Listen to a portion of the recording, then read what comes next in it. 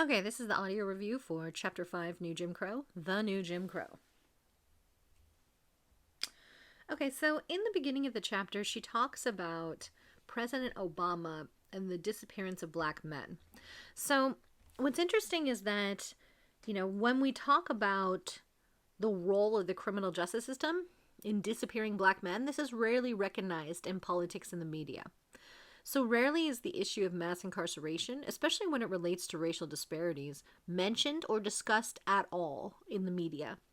And when they are, these discussions are often skewed. They're watered down. They can be devoid of context of why the problems are the problems that they are. So as the media attacks tend to be racially coded, as we've discussed, when African Americans talk about the problems of fathers being absent, it's taken as proof or justification that a larger racialized media narrative is accurate. So instead of looking at how the problem of absent fathers affects all races, and many studies have shown that African American fathers who are not present in the home are 5 to 10% more likely to be involved in their children's lives than white fathers. But as race and income are so closely linked, problems of poor marginalized communities show the extremes of what can happen without the presence of strong male role models.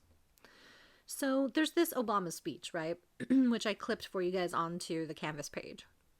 And so in Obama's speech, the media, of course, had a very strong, reaction to his speech, talking about their surprise and about Obama confronting the lack of fathers in the black community. But he didn't explicitly mention, and the media clearly did not ask, where are these men? Millions of these men are locked up in state and federal penitentiaries. And when they are released, many have hurdles to seeing their children, such as restrictions on where they can live, who they can associate with, and how they can earn a living to pay their child support payments. So when we discuss these issues, we have to look at the context, right? Otherwise, we're just demonizing communities and using it as a way to kind of justify the inequality that we see in society. So mass incarceration has been normalized for many impoverished communities. And these issues have profound effect on many people's lives, right? Men that are disproportionately put into the system, women who are left without someone to help them support their children, or of course women themselves that get pulled into the system. And as a result, this has disproportionate effects on low-income communities, where income and support are scarce. And so the likelihood for arrest due to petty crimes or just even suspicions of crimes are the norm, right? Because the poorer you are, the more deviant you're, kind of expected or assumed to be. And so when we compound the issues of race and class, we see that the kind of perceptions of deviance increase dramatically. So there's also this situation of incarceration and fatherhood. So many men are locked up in prison, and in the wake of the war on drugs, with long mandatory minimum sentences, that means that a lot of children grow up without their fathers in their lives, or in their lives in some peripheral sense, meaning going to prison to visit them or getting phone calls and letters, but not that daily contact. And so this perceptions of deadbeat dads, we'll talk about how the media influences this, but there's this racialized perception of the deadbeat dad. What Alexander argues is this is not really a cultural deficiency, as pundits like Ann Coulter or Bill O'Reilly, garbage people like that, try to argue. It's not as if the black community simply does not value family the way that the white people do. It's just the reality is that there's these racialized arguments that justify unequal treatment. And so if there's unequal treatment, unequal opportunities for men, especially in poor black communities, then how are they supposed to have the same access, opportunity, or resources to be able to support families? So if a man gets 15 years for crack possession on a mandatory minimum, even if he was selling small amounts to try and support his family in an economic environment with very few legitimate options for him, and so therefore, he is not as involved in his children's lives because of that mandatory minimum sentence, is that because he abandoned his family? Right? Or is he kind of locked into this system where he has very limited opportunities, so he, tries to, work within those constraints? So Michelle Alexander reminds us on page 180, so here's a quote from the chapter, that more African American adults are under correctional control today, in prison or in jail, or probation or parole, than were enslaved in 1850, a decade before the Civil War began. The mass incarceration of people of color is a big part of the reason that a black child born today is less likely to be raised by both parents than a black child born during slavery. The absence of black fathers from families is across America not simply a function of laziness, immaturity, or too much time watching Sports Center. Thousands of black men have disappeared into prisons and jails, locked away for drug crimes that are largely ignored when committed by whites. So this is the argument she's trying to make, is that when we use these stereotypes, they just kind of explain away or justify the fact that there's something underlying all of this. There's racial inequalities underlying, how people can even participate in parenting.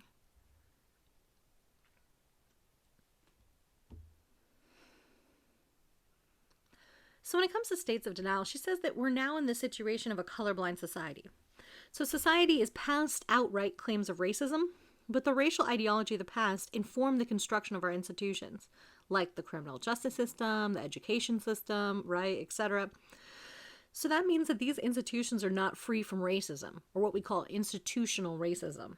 So we've seen how this operates through the book in regards to the war on drugs. And a lot of this is kind of fueled by media and stereotypes of the black community. So an important one that we've discussed previously is the stigma of the felon. So there's this double added stigma for black men who have had contact with the criminal justice system, whether they're guilty or not, because of the larger societal assumption of criminality that already affects people of color. So these men will feel the burden of race in how they're represented and how they're used as felons to justify unfair treatment. So I put a link here on Canvas for this Tumblr hashtag, if they gun me down. And these are pictures chosen, or basically a discussion about what kind of pictures the media chooses to represent victims of often police brutality or other killings like the Trayvon Martin killing. The kinds of pictures that they choose to show versus the ones that they don't, and how that can obviously affect the way that people see the humanity in this victim, right?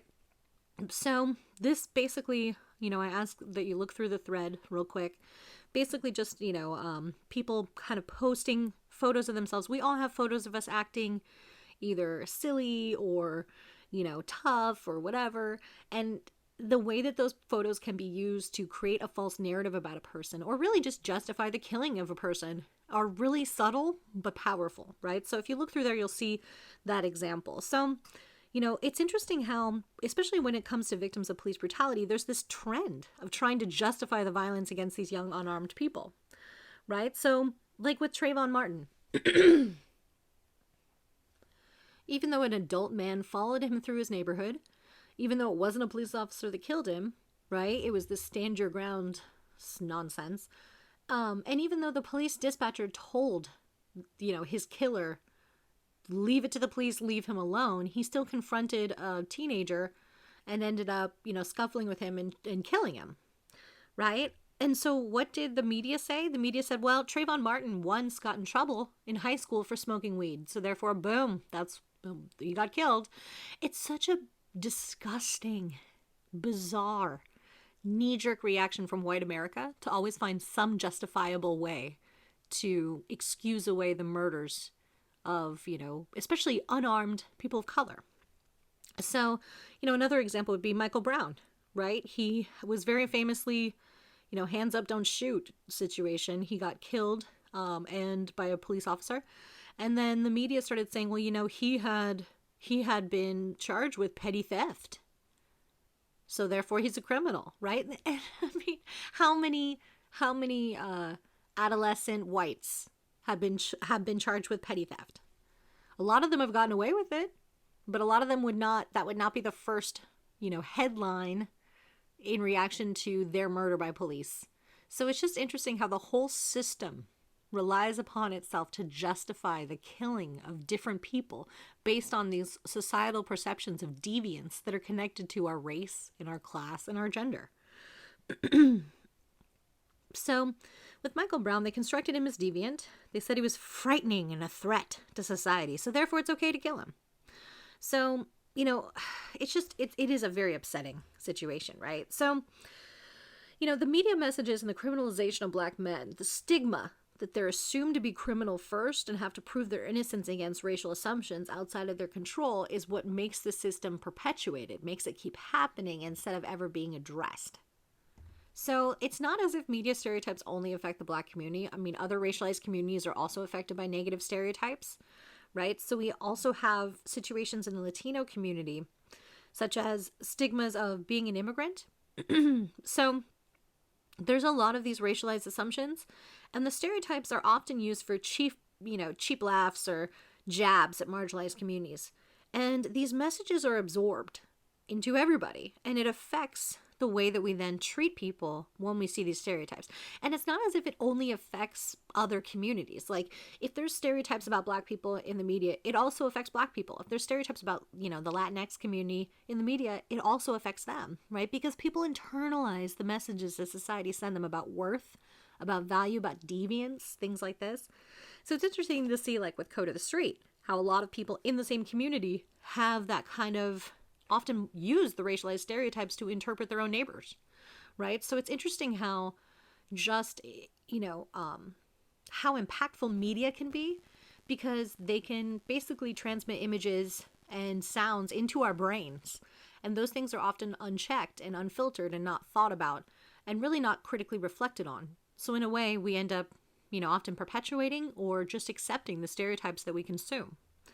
So this is extremely problematic, especially in a system now where we have a crimigration system, right? Where people are suspected to be criminals just because they might be an immigrant, right? So we have the whole, argument in Arizona with SB 1070, the Show Me Your Papers laws, where basically they made it legal to stop Latinx community members and just be like, where are your legal papers? You have to carry them with you to prove that you're not undocumented. And so this is often, we don't really talk about the consequences of this, like the psychological and emotional consequences for, what happens when we stigmatize and make deviant entire communities, especially when you have large swaths of Latino communities that are not immigrant communities, or communities that have been here for generations. Yet it's a skin tone thing. It's a you fit the description situation. So it's basically a profiled policing situation. And so this means that all people in the neighborhoods that live around immigrant communities also get stopped, searched, harassed, detained. That, you've seen these kinds of raids that they do against certain communities, which is, again, the way that it's a kind of interesting parallel. She doesn't really talk about it in the book, but I just find it a fascinating parallel between the way that African Americans are treated in this country when it comes to stigmas and stereotypes and locking people up, and the way that raids are done by ICE and, DPS and these other organizations, by, basically going into communities. And in a similar way, it's very similar. So like if you lock people up for petty drug crimes, it's very similar to locking someone up for crossing the border, meaning these aren't violent crimes. These aren't things that are, physically harming other people, right? But it's interesting how who the person is what makes it deviant, right? So you have like raids where little kids go to school and they come home and their parents are gone because their parents were undocumented. And then what do? You're that little kid. What do? Your parents are gone now. And so this is like a situation where people's crime is just physically being present. It's not that they actually committed a crime, right? It's not that they like murdered someone or hurt somebody or stole anything or even a petty crime, right? It's just the literal presence on one's soil. And that's why people often term it illegal immigration, right? As if a person can be illegal.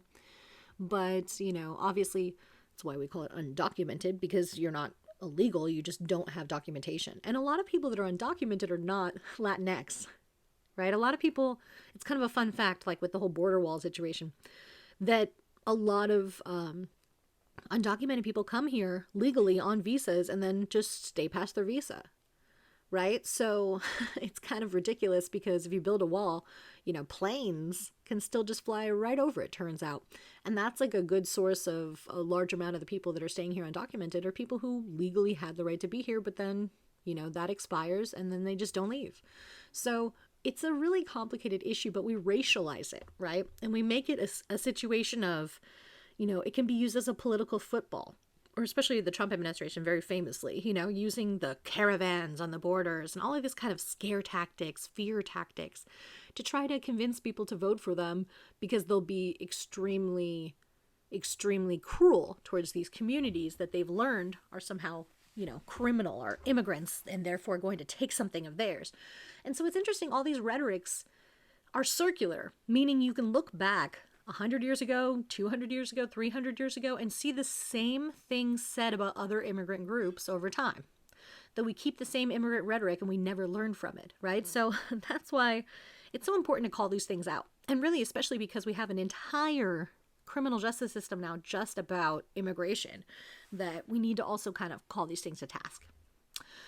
Okay, so she's talking about how racism comes from the structure of society, not merely from individuals with bigoted ideas.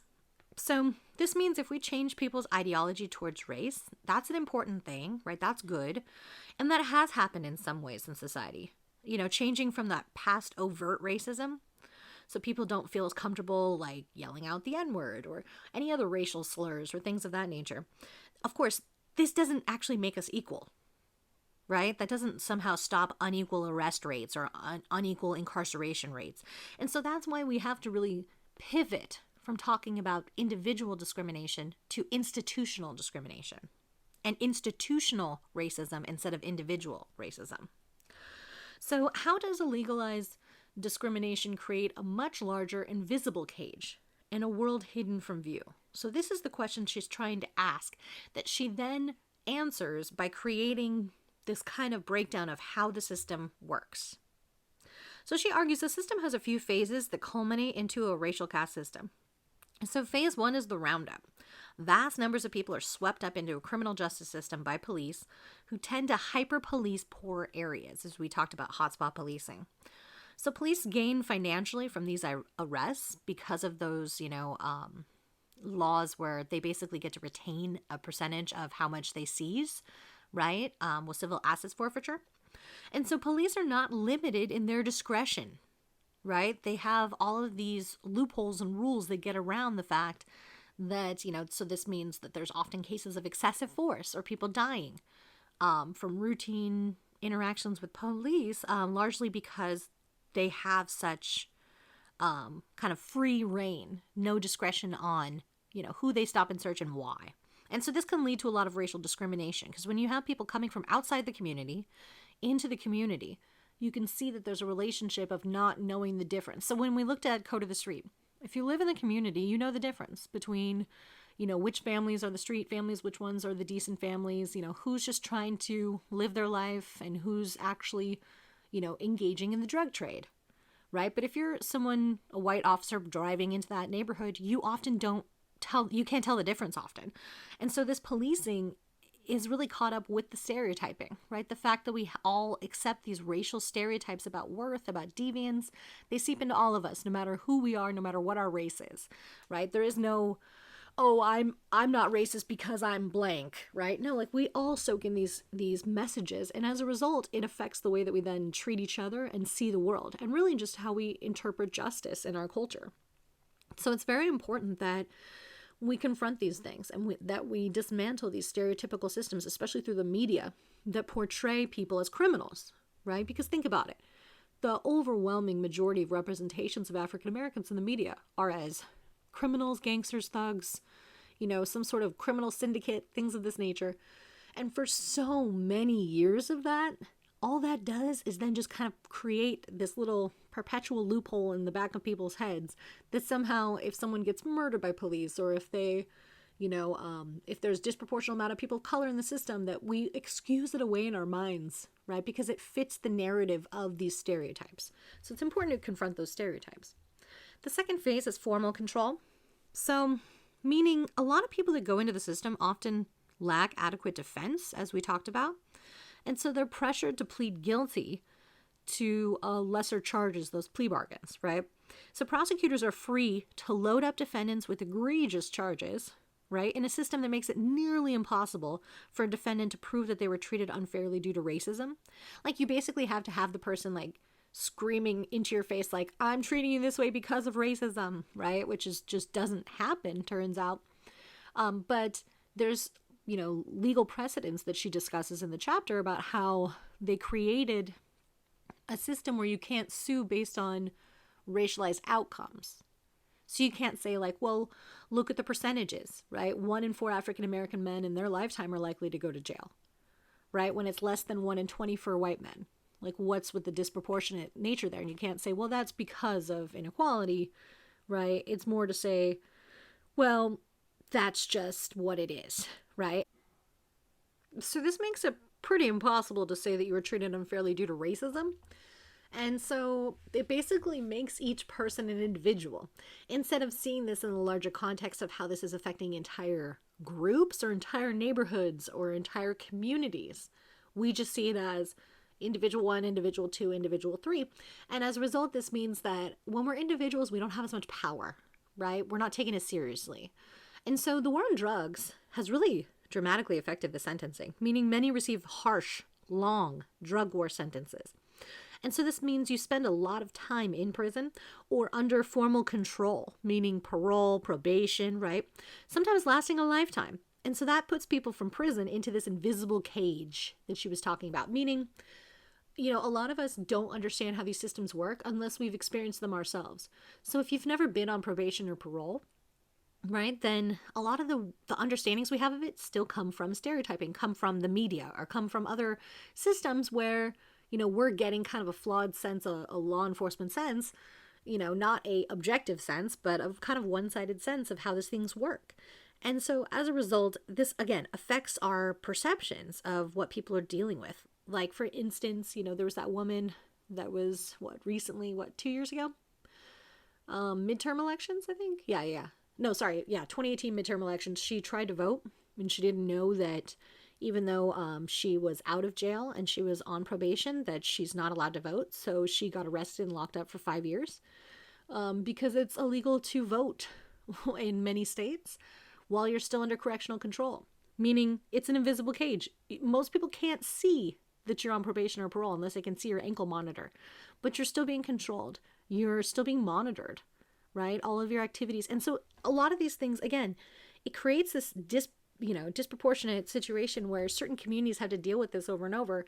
And it's not as much about trying to make communities safer or trying to, protect or defend those communities as much as it's about waging this kind of punishment on certain communities when other communities, again, when wealthy, especially wealthy white individuals, are able to kind of circumvent these charges completely because they have adequate legal representation, right? But during phase 2, for a lot of people of color, and as we discussed, a lot of just poor people across the country, there's a lot of arbitrary standards on what gets you a public defender. And as we also discussed, public defenders don't have enough time, and they have way too many damn cases to be able to care enough about yours to give you the kind of level of, attention that you need to actually have your case tried effectively. This is why so many cases have been overturned later, or, you have these kind of sentences that later on, they find out that, the attorney never interviewed any witnesses that could exonerate the person, or, they didn't admit into evidence things that would clearly exonerate their clients. Why? Because oftentimes they're given about 10 to 15 minutes before the trial starts to actually have enough time to look at your case, which means they don't have time to go actually interview witnesses, check your alibis, things of that nature. So it just becomes a very one-sided prosecution approach. And so that's why people get plea bargains, because it's basically a win for the prosecutor, right? So it's just such a flawed system that we pretend is like fair and just, but so many people are not getting justice through the system. So many people are saying, yeah, I'm guilty to a lesser charge, not because they're guilty, but because they're afraid that if they don't, and they have such a crappy lawyer, that they're going to get a 15, 25-year sentence, right? And they don't want to have to lose their entire adult lives. So as a result, they take the plea bargain, but oftentimes people don't know. Oh, hey, by the way, now you have a drug felony, which means now you have the cruel hand situation, right? Where you can't access any of these resources that actually get you out of poverty, that give you some opportunities, right? Especially when it comes to gaining access to college, right? Not being able to vote, right? A lot of these things, people don't understand that these are the consequences they're signing up for when they say guilty in the plea bargain. And if we had a system in which you could actually have adequate representation, most people would not take a plea bargain when they're not guilty. But since we have such a broken system, people are just trying to get home to their families. And so the phase 3 is a whole nother part of this too, right? So phase 3 is where you have this period of invisible punishment. So she takes the term from scholar Jeremy Travis, which describes the criminal sanctions that people experience, which is a form of punishment that operates largely outside of the public view. So it's not part of the formal sentencing network, so unless you've experienced it, you're not really aware it exists, right? It just becomes invisible to everybody else. And so the way this works is just barring felons from mainstream society, right? And so we all know this. We all know what stigma this causes, meaning once people find out someone's a felon, like, they don't feel comfortable around them anymore. They don't welcome them into their families' homes, right? They don't invite them in the same kind of aspects in the community, right? People look at them differently. Also, it's much harder to get a job, right? Just really to get a place to live, to get anything. And so this is that period of invisible punishment that she's talking about, that even when you've done your debt to society, right? That's what we always talk about. You did the crime, you do the time. Okay, well, you did the time, but you're still not able to get a job, right? You're still not able to do, and you've atoned for what you've done. And often, in some cases, people are pleading to these things and getting stuck on parole and probation for long periods of time when they weren't actually guilty of anything. And so this punishment just continues on, right? Barring people from opportunities in society. And so this creates this whole kind of like underclass of people that just are ripped of any legitimate opportunities. So of course, communities suffer immensely as more and more people from that community enter these, periods of invisible punishment. So none of this stuff is new, unfortunately, right? It's interesting. People always talk about that, especially with police brutality and protests and things of that, right? As if they're new. Those aren't new either. It's just now everyone has a camera in their pocket so they can like record police brutality in real time. But it's not as if like that's new, right? Racial bias in the criminal justice system is not new. It's always existed in different forms. I mean, there's also been a racial bias in policing since forever. This is not brand new. But today's forms are born out of those from the past. So it's important to actually understand the historical context and where they come from. Otherwise, we don't understand how we got to where we are, right? And so part of this problem is that young men of color are, perceived as the prime suspects. So racialized imagery in the culture we talked about through the media and cultural messages that people of color are criminal are common, right? They still are. And so in the world of policing, the description of a young black man just becomes a default. And so the war on drugs has really propelled this racialized assumption forward. The rise of hotspot policing, right? It takes this racialized assumption and puts it on steroids, right? It exploded the amount of people incarcerated in a matter of few years, right? Why? By just kind of funneling people into the system based on low-level drug offenses, nonviolent crimes. And so this places many communities of color at risk of arrest and incarceration just based on the perception that they're criminal, right? And she gives many examples in the chapters about how so many people get swept up into the system that are just like neighbors, or like their entire community or their entire apartment complex gets raided.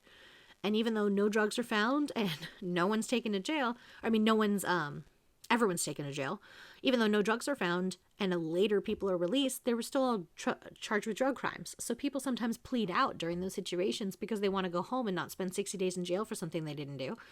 And then they end up with drug felonies. So it's just this horrible cycle, because how can people trust in a system that's so unequal and broken, right? And so this goes back to the very basic social contract we talked about in the beginning of this class, right?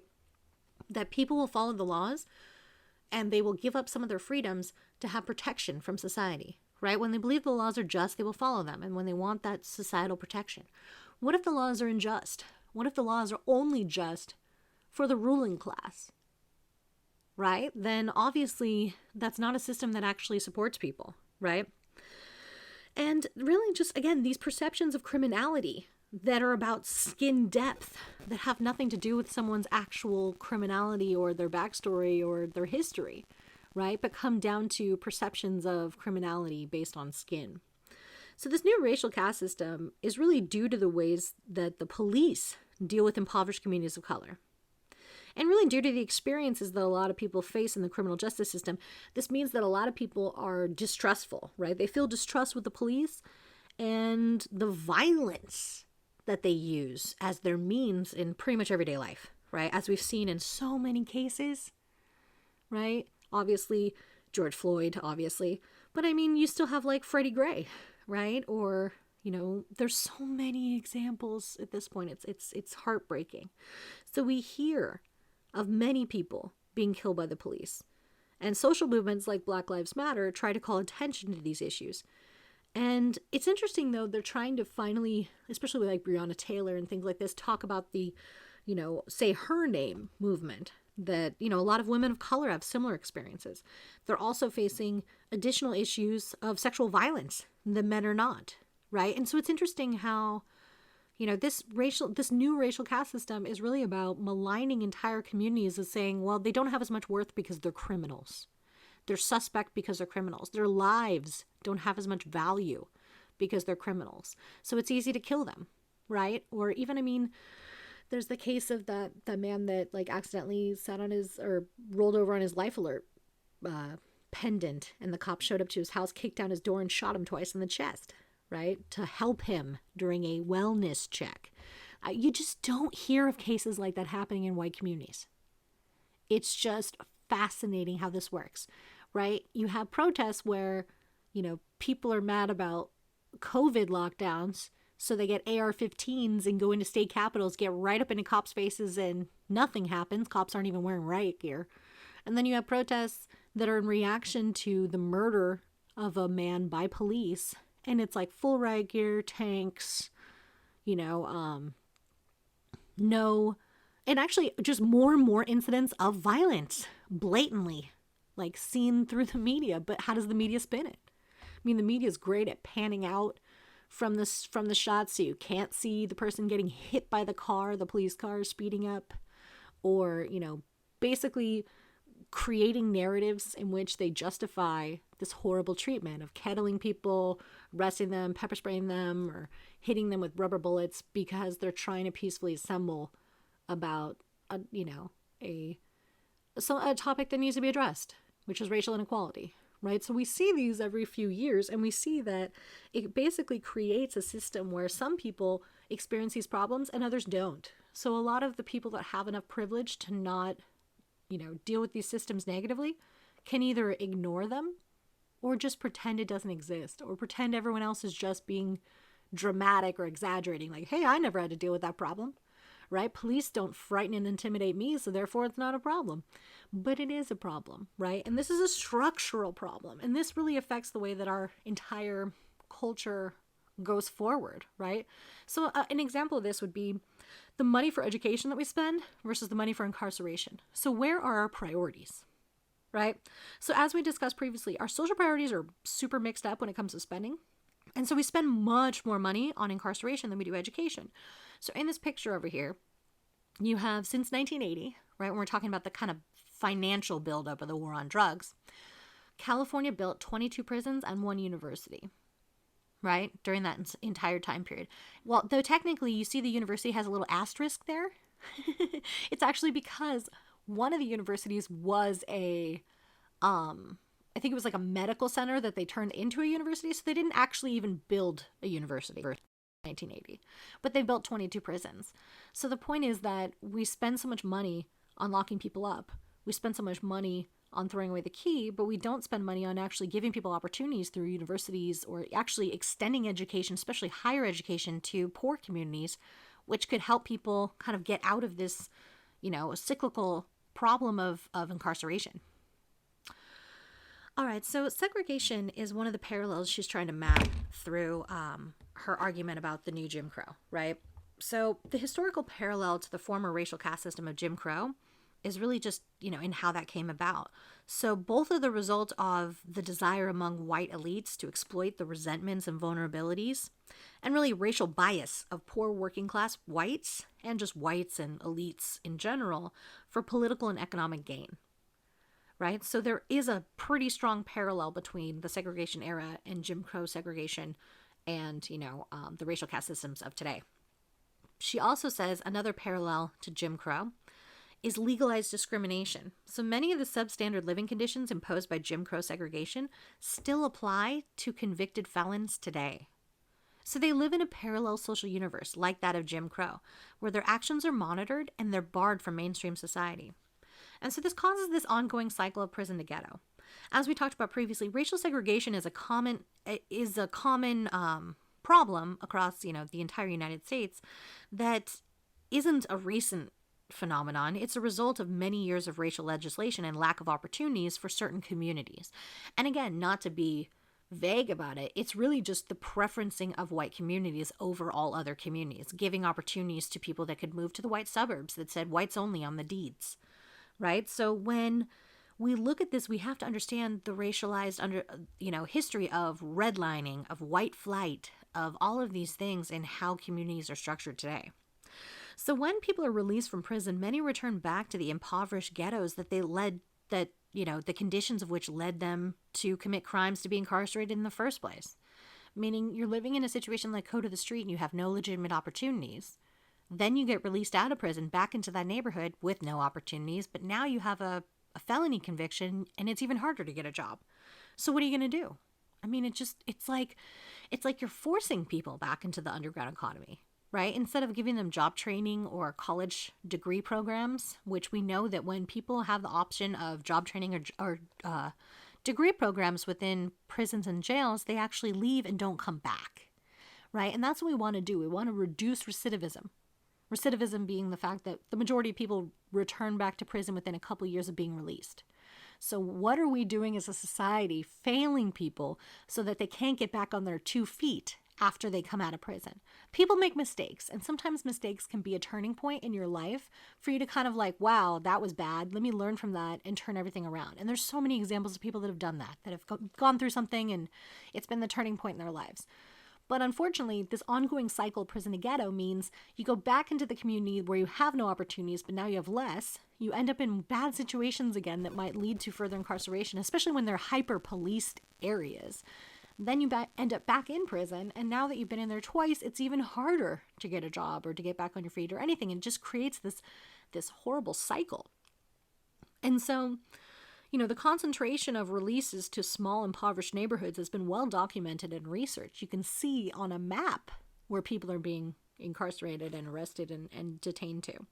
So this differs for white offenders who are often not charged with drug crimes at all. They're often released, right? Like, oh, dump that out and you can go, right? Or if they are, it's a ticket. And they often serve, if they are convicted at all, much shorter sentences on average. And they're not released into concentrated neighborhoods full of poverty and other ex-offenders. So, it's not as hard to comply with all the rules that they put on you when you come out of jail when you live in a wealthier middle-class community, right? Because you're not going to be coming in contact with people every day that might make you by accident violate your parole, like you would be in poor neighborhoods where more people are incarcerated, and then, the neighborhood itself is concentrated, right? So here's another quote from page 196 of the book. Mass incarceration thus perpetuates and deepens pre-existing patterns of racial segregation and isolation, not just by removing people of color from society and putting them into prisons, but by dumping them back into ghettos upon their release. Youth of color who might have escaped their ghetto communities or helped to transform them, if they'd been given a fair shot in life and not been labeled felons, instead find themselves trapped in a closed circuit of perpetual marginality, circulating between ghetto and prison. So she also talks about the parallel between Jim Crow and with the symbolic production of race, right? The parallels between Jim Crow and mass incarceration has a lot to do with the symbolic production of race. Basically, that they serve to define the meaning and significance of race in America. So the way she argues this is to say that during each racial caste system that she outlines, whether it was, slavery, Jim Crow, or mass incarceration, that there's always a meaning and significance of what race means in America connected to the racial caste system. So during slavery, to be black was to be a slave. During Jim Crow, to be black was to be a second-class citizen, like legally, like less than. And today, to be black, especially a black man, is to be a criminal. The stigma of race becomes the stigma of criminality. So whiteness mitigates crime, whereas blackness defines the criminal. Meaning, if a white person commits a crime, we don't think that then reflects on all white people. right? White people murder, white people do drugs, white people commit all sorts of heinous acts. But does that reflect negatively upon the entire white community? No. But when it comes to racial minorities, that's what happens. Race can often then define the criminality, right? It becomes the focus, is the identity and not the action. And so this is extremely problematic because what we should be focusing on, especially from a criminological perspective, is who's the most dangerous to society and how do we maintain society's safety by excluding them. But in this situation, when we look at a criminal in a criminal act, and if we're blindfolded, we could maybe be fair. But if we're looking at them and judging them based on their intent to harm and their, level of threat, and that is racially motivated, then that obviously affects it, right? As white people get dismissed charges for the same drug crimes that people are locked up for 15 years if they're black. And so this is a problem because the criminal justice system is supposed to be about what you do in your particular crime is what's weighed against a particular sentence, right? And that's, of course, we talked about with the war on drugs and mandatory minimums, that takes a lot of discretion away from judges, puts a lot of people behind bars. And if certain communities are being policed all the time, hyper-policed, while white middle-class communities are not, then you're going to see a disproportional effect in the criminal justice system itself. But of course, how we perceive race has a huge impact on who actually ends up in the system. So Alexander acknowledges there are also limits to the analogy, right? That there are distinct differences to previous racial caste systems, meaning slavery and Jim Crow were both explicitly race-based versus mass incarceration. A big feature of it is to use race-neutral language as if it's not prejudicial, right? And as a result, it's something where people can be more colorblind and say, oh no, it's just the result of criminality. It has nothing to do with racial prejudice. Another limit of the analogy is that mass incarceration is a system that appears to be colorblind, right? So previous systems were dismantled because community and public revolt against racial ideology. But in this current colorblind caste system, these charges can barely be made and cannot be statistically made to the Supreme Court, right? So the war on drugs and the rates of incarceration are these supposedly race-neutral laws that are enforced selectively and prosecuted selectively, disproportionately on communities of color, but it's not perceived to be that way. So it's through the design of the system that the racial caste is maintained. And so that's why it's interesting, we'll talk about in a moment, why other racial groups are getting now swept into the system. So when it comes to the absence of racial hostility, while in larger society it's absent of overt racism and racist violence, prisons are rife with it, right? So prisons are pretty much known for being race segregated, being extremely violent, right? So this is a video that you need to watch because it will be featured on the exam. It's about the Stanford Prison Study and the roles of prisoner and guard. So just entering into an institution can change your role, and the role you take on is important to understanding your actions and limitations of your actions. So the Stanford Prison Study was done by Zimbardo, and it was obviously considered unethical for many reasons, but it taught some important lessons about the environment of prisons and how that affects the individual and the social roles that we take on and how that affects, when you have a hierarchical role that I am above you, I get to tell you what to do, of just how much that can often cause abuse because of the inequality of the structure itself.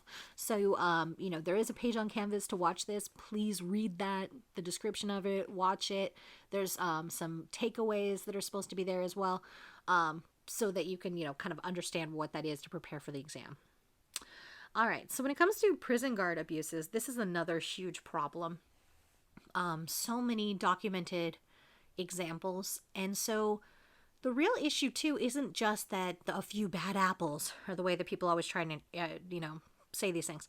It's really the fact that people get away with it and then it becomes commonplace and it becomes a way to coerce people in these spaces, right? So there's a lot of high profile cases to look at too, but there's just, even, video after video I could show you. And it's still, the real takeaway point is that it's the structure of these inequalities, of this hierarchy within the system, the roles that you take on that allow for this kind of dehumanization or othering of prisoners by guards, right? So they see them as scum, as filth, as someone that should be controlled, as someone who's dangerous. And so any affront or any challenge to their authority is met with severe repercussions.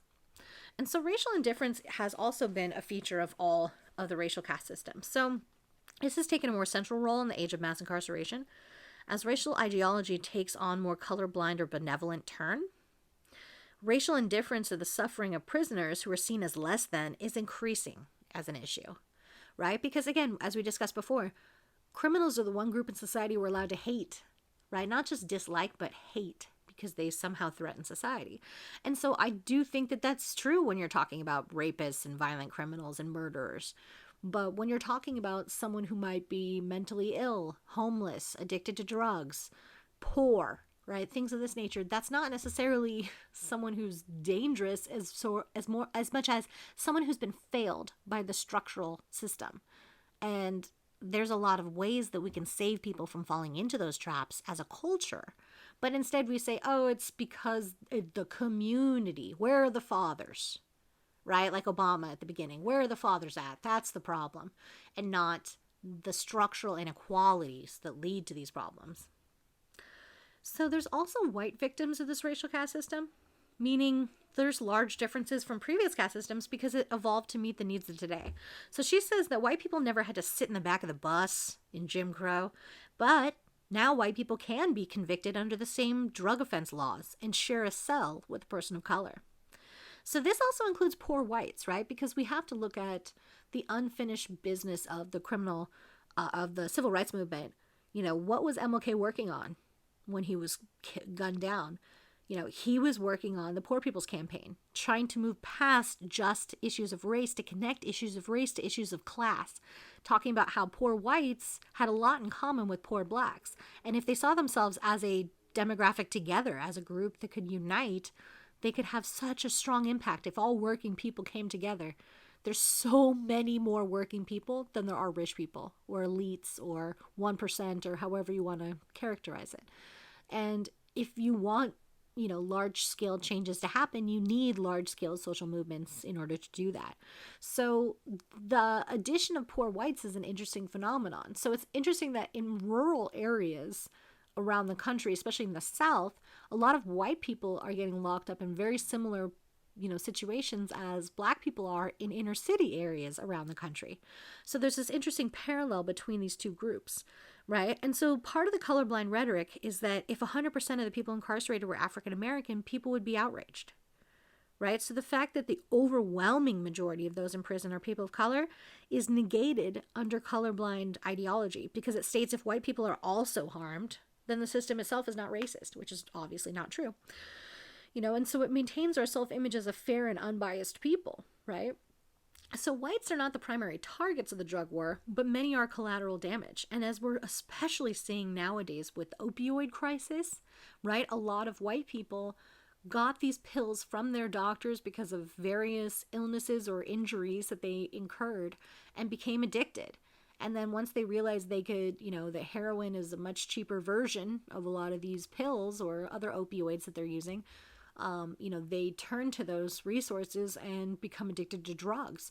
And so, you know, a lot more people are getting pulled into the system because of, you know, methamphetamines in white communities, because of opioid deaths. And we're having a huge opioid crisis in this country, right? That is largely affecting especially rural white communities.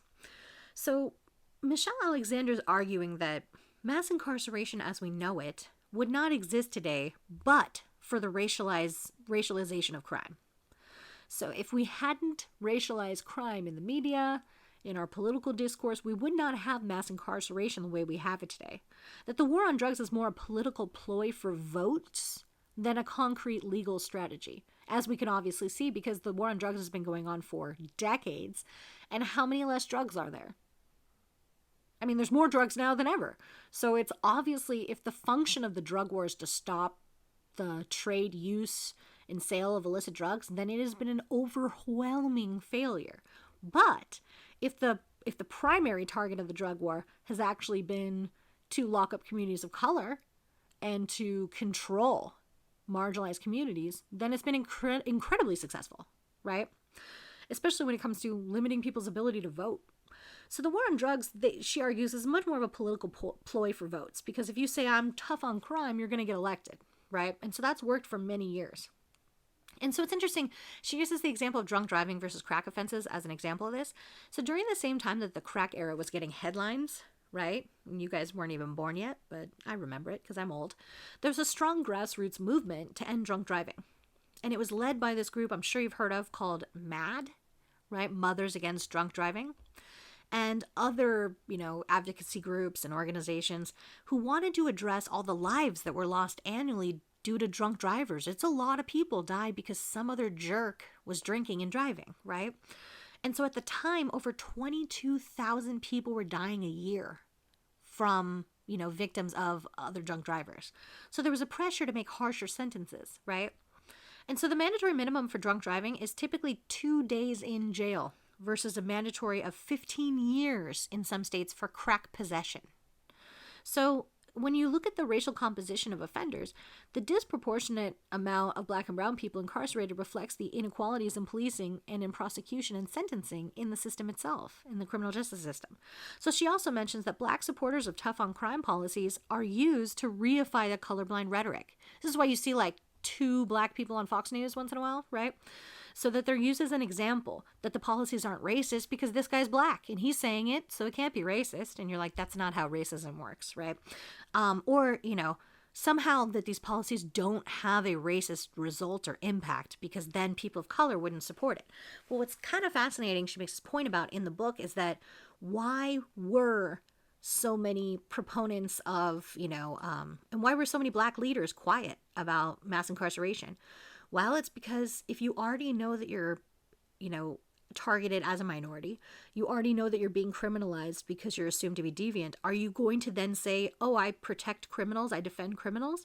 It basically would have given away, especially in a political realm, to, discount their valid notions of a system that needed reform.